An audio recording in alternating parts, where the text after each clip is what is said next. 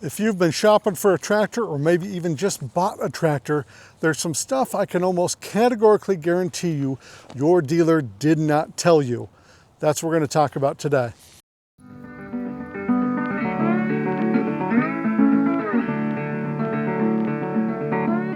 Now, I'm not saying that every tractor dealer is trying to pull one over on you or get away with something.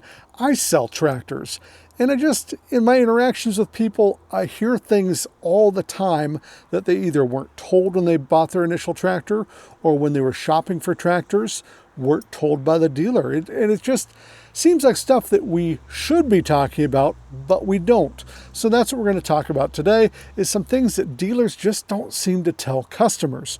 Starting with fact number one, is that you're gonna be married to that brand and probably married to your dealer. What I mean by that is, if you need parts for your machine, you can't just go to O'Reilly's or Schuck's. You gotta go to a dealer to get those parts, because there's not a lot of aftermarket parts on the market for tractors like there are for cars. So if you're buying a tractor from a dealer who's 500 miles away, and there's not another dealer closer to you, and you need a part, you're gonna have to go to that dealer. You can't just go down to O'Reilly's and get that part.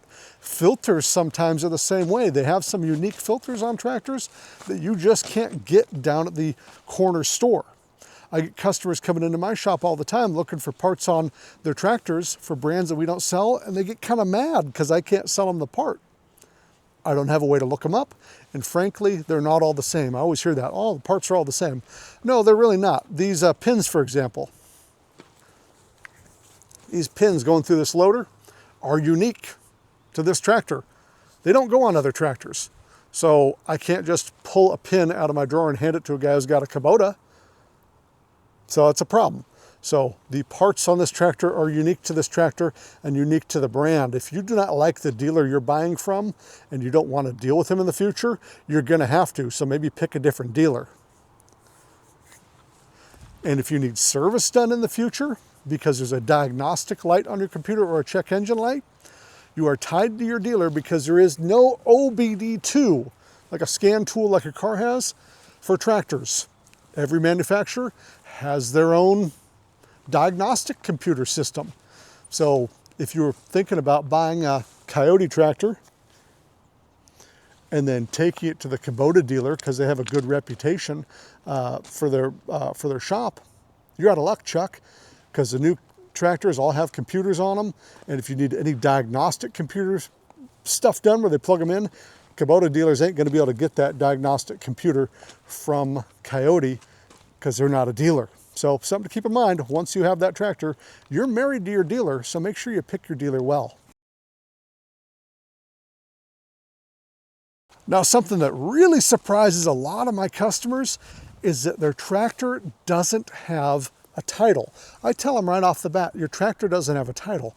It has a serial number, but no title. There is no federal or state database with your vehicle's or your tractor's information in it, which is surprising because this might be one of the biggest purchases you've ever made, aside from your home and maybe your car. And me personally, my car costs less than a tractor.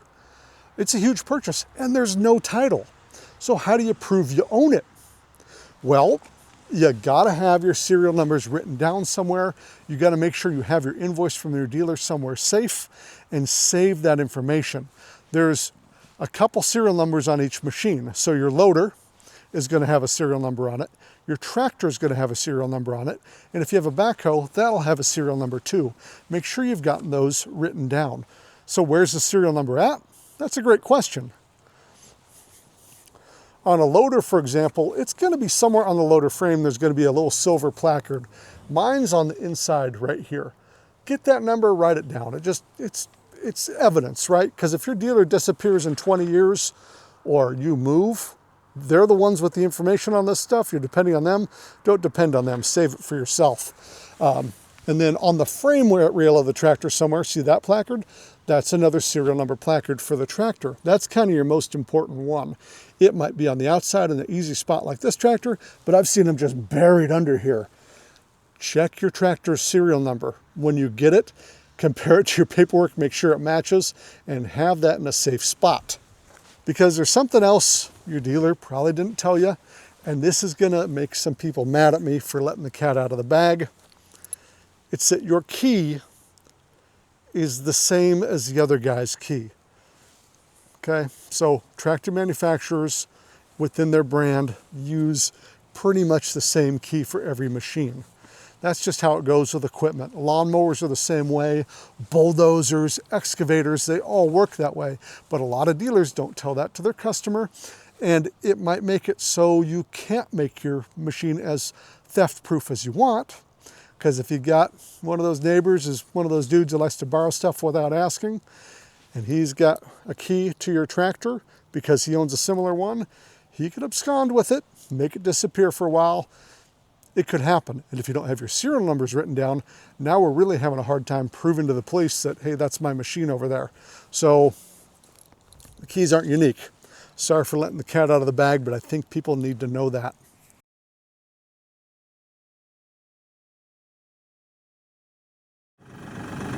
Your loader is not going to lift as much as advertised.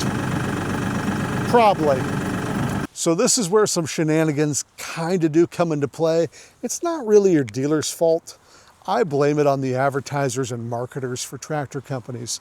See, they want their tractor to look like the biggest, baddest, meanest thing on the planet, so they make the numbers match that narrative, especially on loader lift capacities. So a lot of times what we'll see is a loader lift capacity that is measured at the pins. Let me show you. So here's your loader pins. That's where they're measuring, in many cases, a loader lift capacity from, is from right here. But you're lifting stuff that's out here.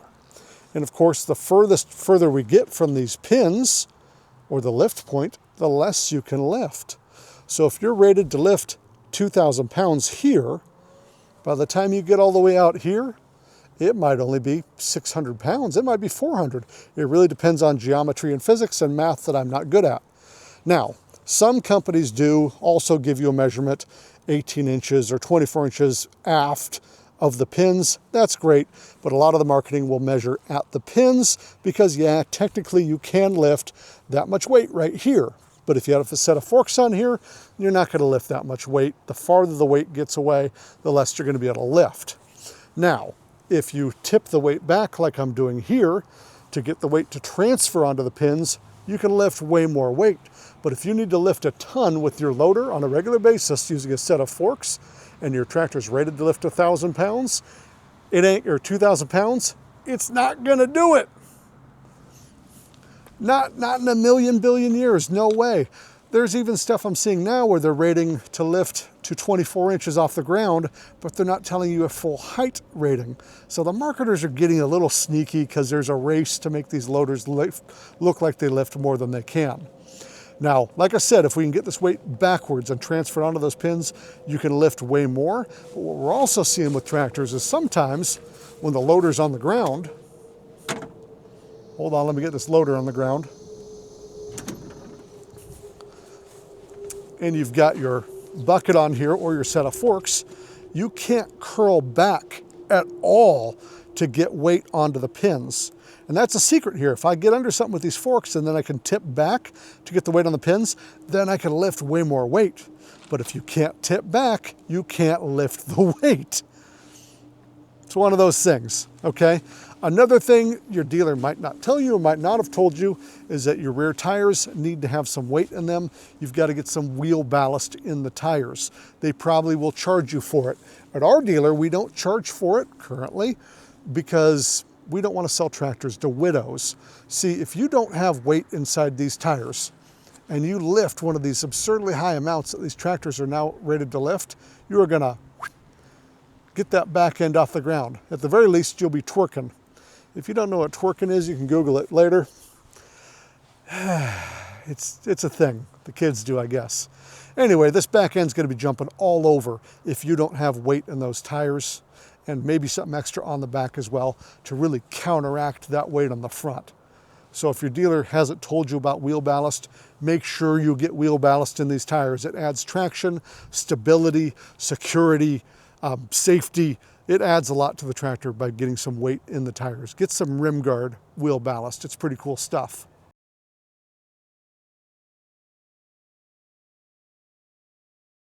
Within your first 10 hours, you're going to need to tighten some stuff up, check some fluids, re-grease your tractor, do some maintenance stuff that you might think you shouldn't have to do.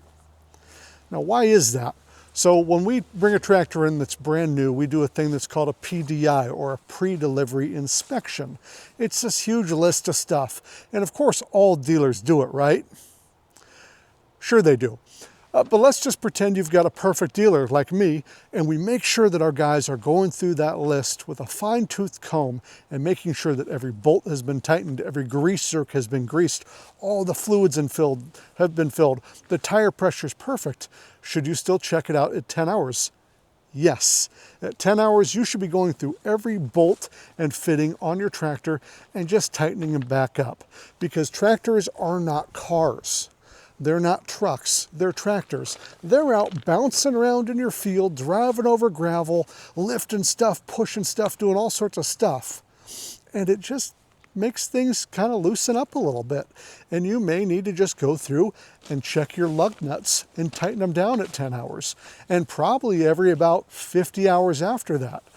My own tractor, there's some parts on the back end for the 3-point lift that just came a little loose. It's things that happen. It doesn't mean your dealer didn't do something right. It's just things get a little loose. One I see all the time is hydraulic fittings, like this one right here. Oops. Fittings just getting a little loose, like they weren't tight enough, or maybe they backed off a little bit and they start weeping a little bit. That doesn't mean you need to call your dealer and get mad. It just means that you're going to do periodic maintenance on your tractor, kind of like greasing your loader. That being said, you should be greasing your loader every 10 hours of use, and also at 10 hours, check your fluids. Even though we fill the front end of every tractor to the fill line on the front axle, about 30% of the tractors I see going out the door at about 10 hours, maybe 20, end up having a little bit low fluid level on their front end. I think that's because the axle seals and all the stuff just kind of start soaking up that fluid, and we need to top them off a little bit. This is very normal. So buy a grease gun, grease your tractor at 10 hours, check all your lug nuts, check all your loader frame bolts, check your fluid levels, and top them off a little bit. We're not going to accuse the dealer of screwing up. It's just something that happens with the tractor that's normal tractor maintenance, but I don't think dealers tell their customers that very often, that at 10 hours, you're going to want to go through and recheck stuff and get your wrench out and tighten stuff back down. Okay, the sun's going down, the clouds are moving in. It's about to start raining. I'm going inside. I hope this was helpful. If I said something that you disagree with, please feel free to let me know in the comments. If you agreed with me, really let me know in the comments. And if you're a dealer who's mad at me for letting the cat out of the bag, well, let me know in the comments, I guess. But I will say, if you're admitting guilt in the comments, that's on you, not on me. All right, guys, we will see you all later.